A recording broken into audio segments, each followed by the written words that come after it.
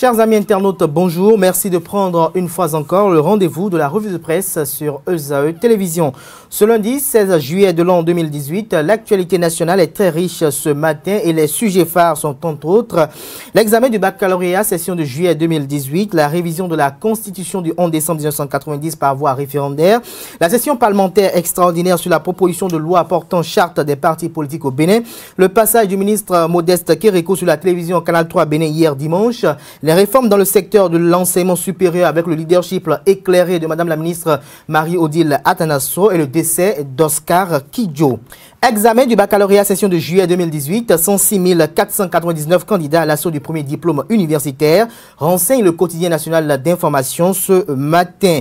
Le quotidien national d'information, le potentiel, note que 35 789 filles participent à cet examen national. Pour le matinal, près de 107 000 candidats composent ce lundi 16 juillet 2018 pour le baccalauréat dans 147 centres de composition sur l'ensemble du territoire national. Le lancement officiel de ce premier diplôme universitaire a eu lieu ce matin au collège d'enseignement général Tori Aguagon dans le département de l'Atlantique. À la veille de l'examen, la ministre de l'enseignement supérieur et de la recherche scientifique a adressé un message aux différents acteurs impliqués dans l'organisation du baccalauréat. Elle a salué la bravoure dont a fait preuve les enseignants malgré les perturbations rencontrées au cours de cette année scolaire. Marie-Odile Atanasso invite les candidats à la sérénité, à la concentration en leur rappelant qu'il ne s'agit pas d'un concours mais plutôt d'un examen. Elle invite par ailleurs chaque acteur impliqué dans l'organisation du baccalauréat à accomplir le travail de manière rigoureuse dans le strict respect de la mission qui leur a été assigné. Marie-Odile Atanasso, qui s'est rendu à l'office du baccalauréat mercredi 11 juillet dernier, a pu se rendre compte que tout était prêt pour le démarrage de cet examen. À découvrir dans les colonnes de l'apparition du jour, plusieurs apparitions du jour, dont le Béninois libéré, le message de l'ex-argentier national Komi Kouché qui souhaite bonne chance aux candidats au baccalauréat session de juillet 2018.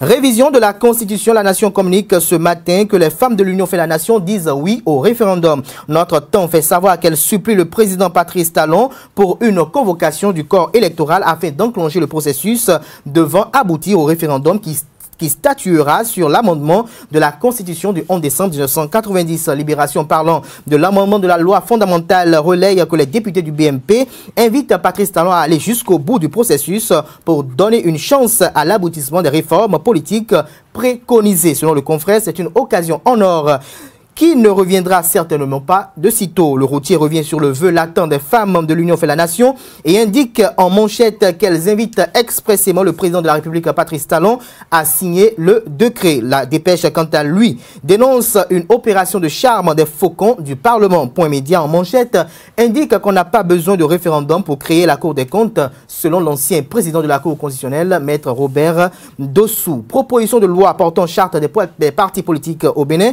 Les députés en session extraordinaire dès le jeudi 19 juillet prochain, informe Fraternité ce matin. Selon les colonnes du quotidien, les députés à l'Assemblée nationale écourteront leurs vacances parlementaires après la clôture qu'il y a quelques jours de la première session ordinaire de l'année 2018.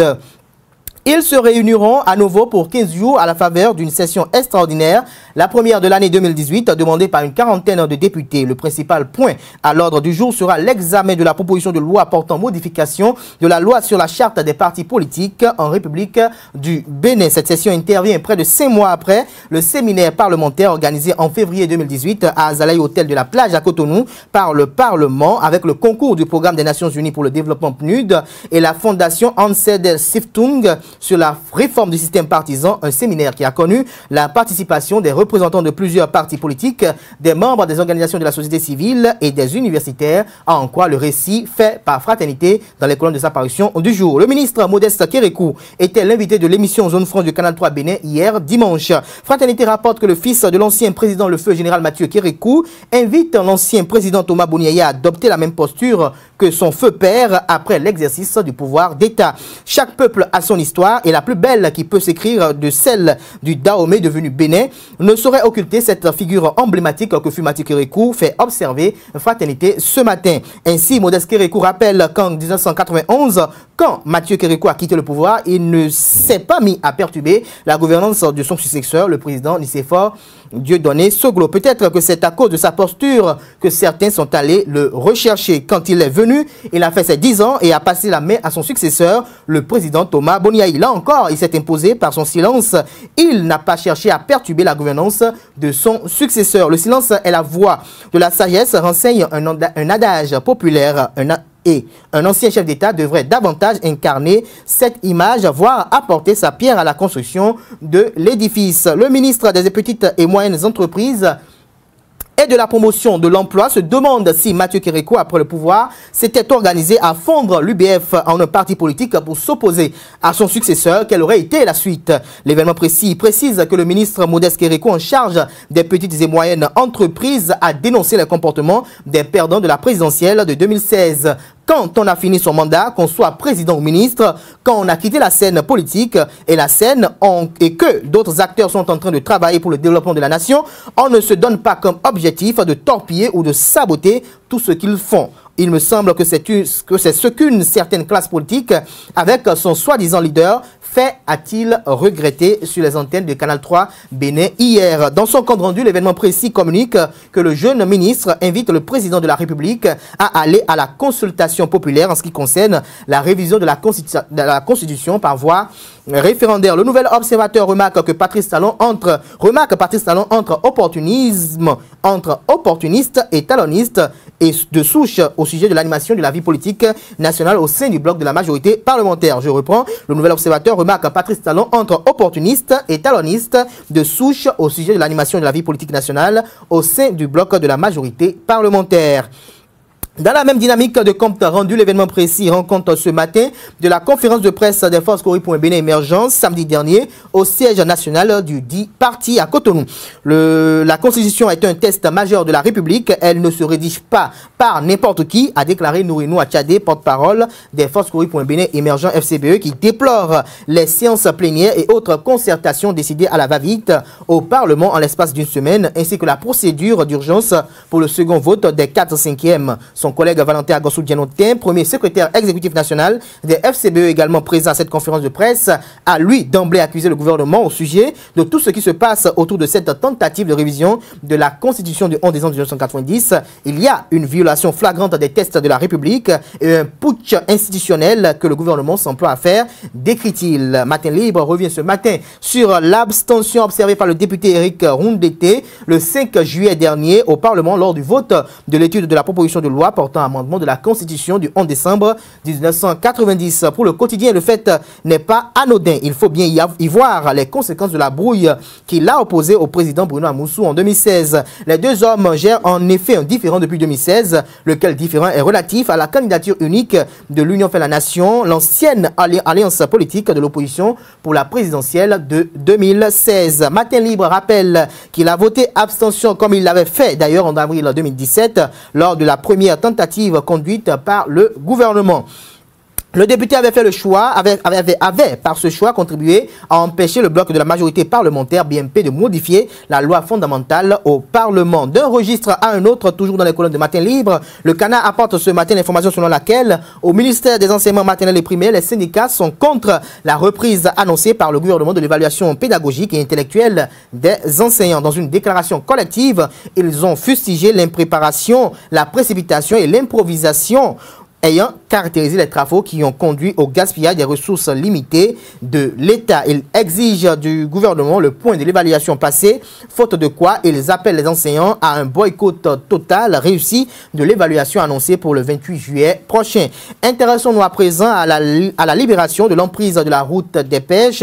Le matin informe que le préfet du département du littoral Modeste Toboula a reçu une délégation de fidèles musulmans à cet effet le vendredi 13 juillet 2018. Laquelle délégation est composée de plusieurs responsables de la mosquée de Kadien, où la démolition d'une mosquée érigée sur la plage était au menu des discussions. L'autorité préfectorale a expliqué les raisons pour lesquelles les abords de la route des pêches doivent être libérés. Entre autres raisons fondamentales évoquées, la protection de cet écosystème que constitue l'océan et l'aménagement du littoral béninois à des fins touristiques. Modeste Boula a rassuré la délégation de la communauté musulmane qu'un autre site sera trouvé pour la construction d'une nouvelle mosquée. Le chef de la délégation, Isiaka Ligali, s'est dit satisfait de la qualité des échanges. À la sortie des échanges, rapporte le quotidien national, le matinal. Réforme dans le secteur de l'enseignement supérieur. La nation note que rigueur, méthode et innovation constituent le leitmotiv de Mario Di Latanasso, ministre de l'enseignement supérieur et de la recherche scientifique.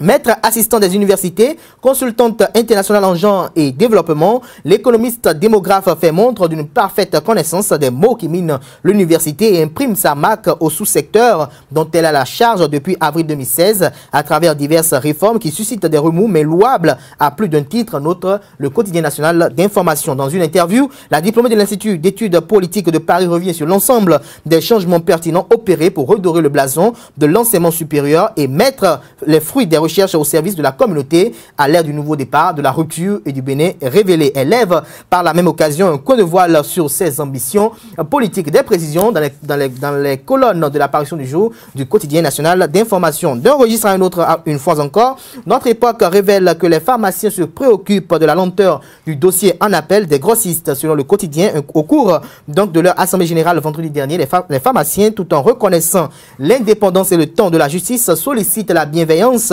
du pouvoir judiciaire à l'égard des concernés pour accélérer la procédure d'appel au regard de la position stratégique qu'occupent les directeurs des sociétés grossistes dans le dispositif d'approvisionnement en médicaments au Bénin. Notre époque rappelle que cela fait 4 mois que ces derniers ont été incarcérés et condamnés en première instance à 4 ans de prison ferme pour profession illégale de pharmacie et complicité de vente illicite de produits pharmaceutiques. Les mises en cause ont été interpellées dans le cadre de l'opération Pangea 9 lancée par le gouvernement béninois contre la vente des faux médicaments. La justice s'est intéressée aux grossistes répartiteurs depuis qu'une perquisition au domicile de l'honorable Atta Mohamed Renho a révélé des tonnes de faux médicaments détenus par ce dernier. La livraison du jour du quotidien national d'information dévoile que l'homme d'affaires Bernard Godonou, Kiki Sagbe, alias KGB, recherché par la justice béninoise, est toujours détenu au Togo où il est arrêté. Son transfèrement ne sera effectif que la semaine prochaine, selon des sources proches de la police républicaine. Annoncé pour être remis ce samedi 13 juillet à la frontière de Ilakonji, le présumé escroc de renommée internationale KGB est retenu dans les liens de la justice togolaise qui tient au bouclage en bonne et due forme des formalités avant l'exécution du transfèrement. Cette information est tombée dans la soirée du vendredi aux environs de 18h30 alors qu'une délégation de la police républicaine constituée entre autres du directeur départemental de l'institution policière et du directeur général adjoint de la police judiciaire attendait à la frontière après avoir effectué dans la matinée un déplacement infructueux vers la partie togolaise. Suite au report, l'impressionnant dispositif sécuritaire mis en place s'est replié. Et pour finir, ce matin, Carnet Noir, le quotidien national d'information, annonce dans les colonnes de sa parution du jour le décès d'un illustre acteur culturel béninois. Oscar Kidjo s'en est allé, tel un coup de massue. Le décès ce vendredi 13 juillet de Oscar Kidjo a atterré l'univers artistique et culturel béninois. Aussi attristant qu'il le paraisse, les témoignages évoquent la mémoire d'un grand homme aux qualités indéniables. Grand artiste arrangeur béninois dont les mérites ont traversé même nos frontières à travers plusieurs œuvres musicales de notre diva, sa jeune sœur Angélique Kidjo. Oscar Kidjo ou encore Da Kandiomanta Zokben était un homme discret, humble, professionnel, disponible, différent et très généreux. Le Bénin vient ici de perdre un citoyen de grande valeur, un immense contributeur au panafricanisme culturel. Mesdames et messieurs, c'est ce deuil que je mets un thème à la revue de près de ce jour. Merci pour l'attention. Le rendez-vous est pris demain à la même heure pour notre numéro. D'ici là, portez-vous bien et passez une agréable journée de travail en compagnie de nos programmes sur les www.ezaetv.com. A tout à l'heure pour la grande édition du journal télévisé sur Ezae TV.